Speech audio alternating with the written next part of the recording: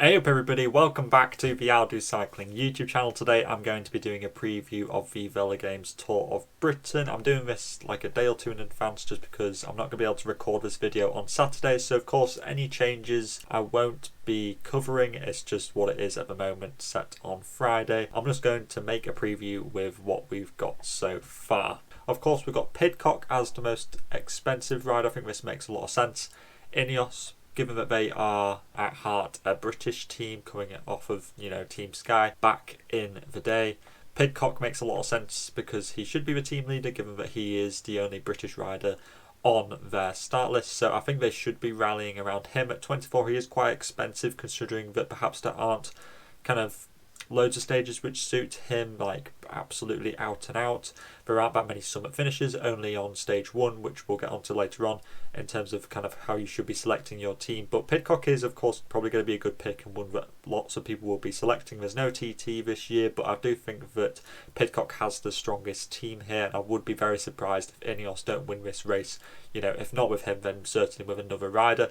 Like I said, the first stage is going to be a hilltop finish. I believe that it's kind of 2.6k at 6%, so it's going to make a lot of sense to pick GC riders so that they can get those GC points from stage 1 and then carry them throughout the race.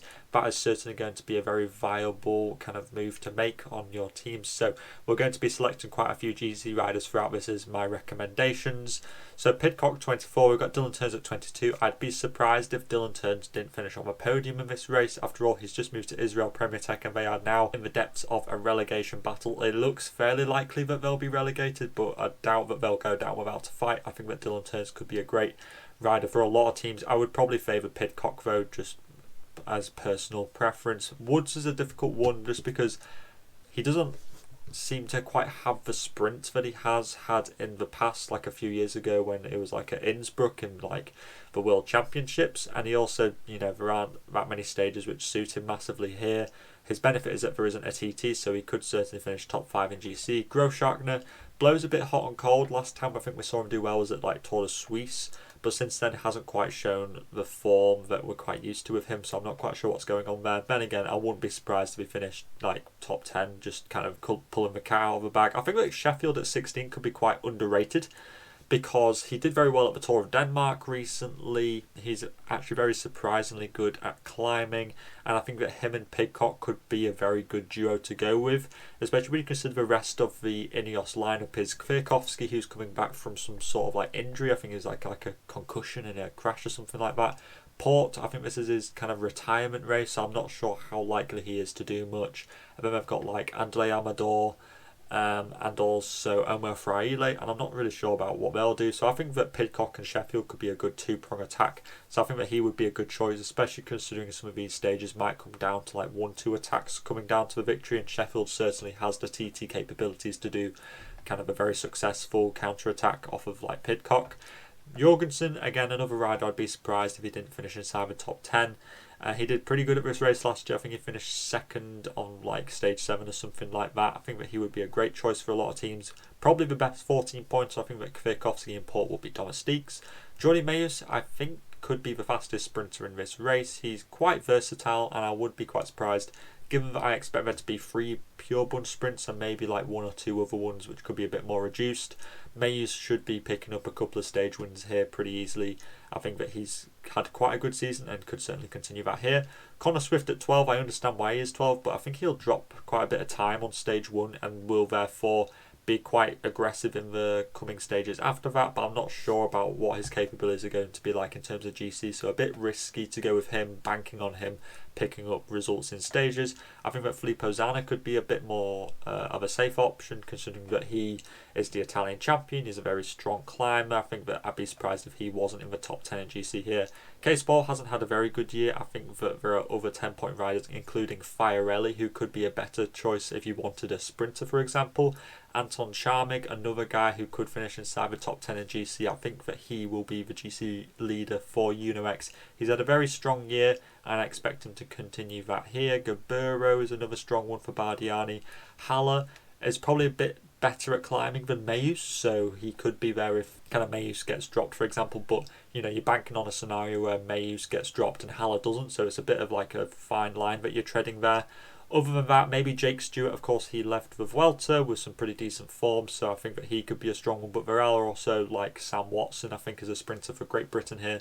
Tiller hasn't had a very good year either. I think that Stewart would be a better choice than Tiller, just because Stewart has a bit more like versatility, in my opinion.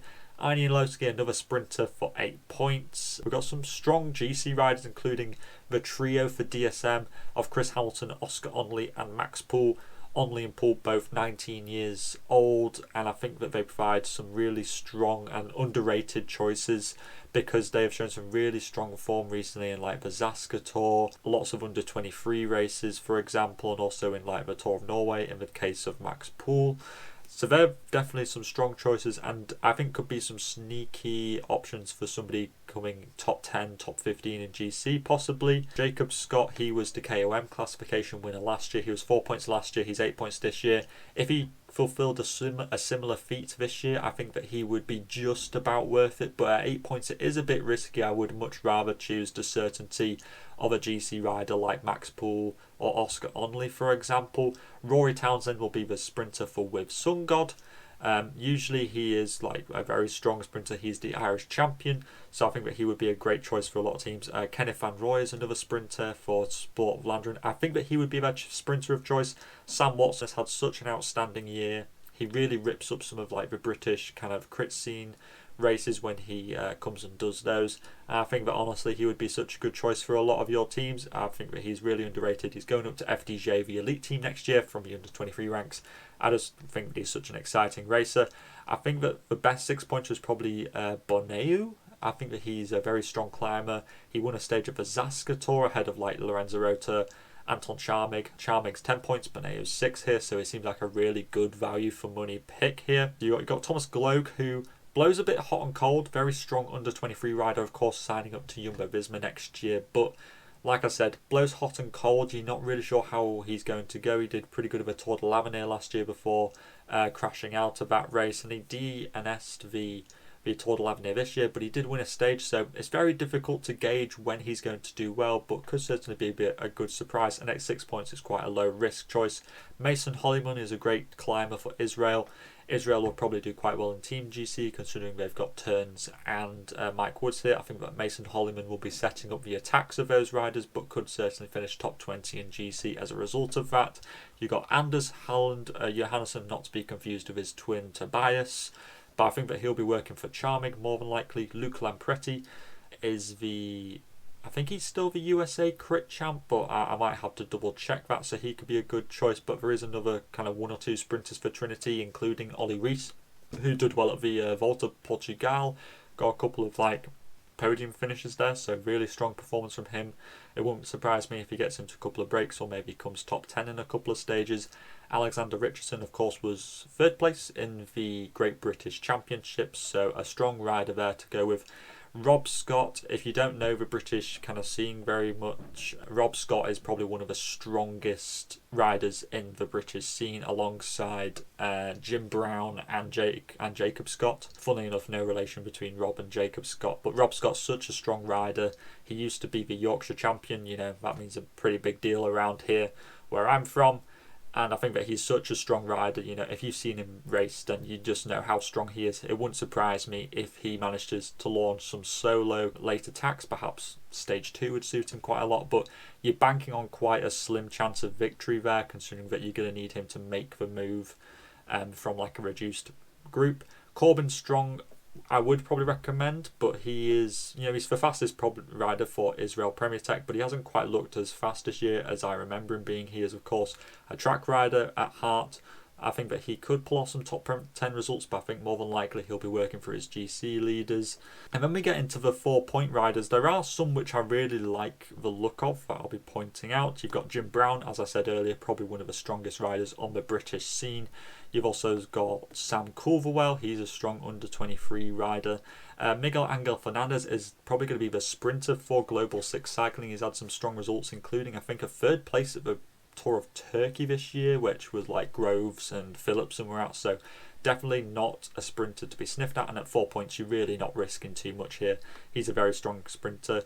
Alongside him, you've also got Blake Quick, the sprinter for Trinity. He's the under-23 Australian champion, and you know, considering that his last name's Quick, like you just have to pick him at that point. He's guaranteed to win. He just is. I really rate Blake Quick. I think that he's a really solid rider. And other than that, there aren't too many others. I think that that's about it.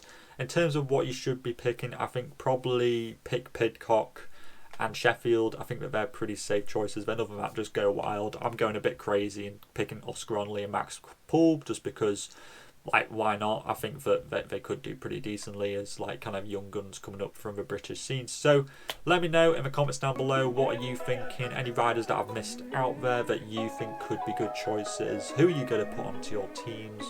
And all that is left to say is to keep safe out there, and I'll see you in the next video. Salut!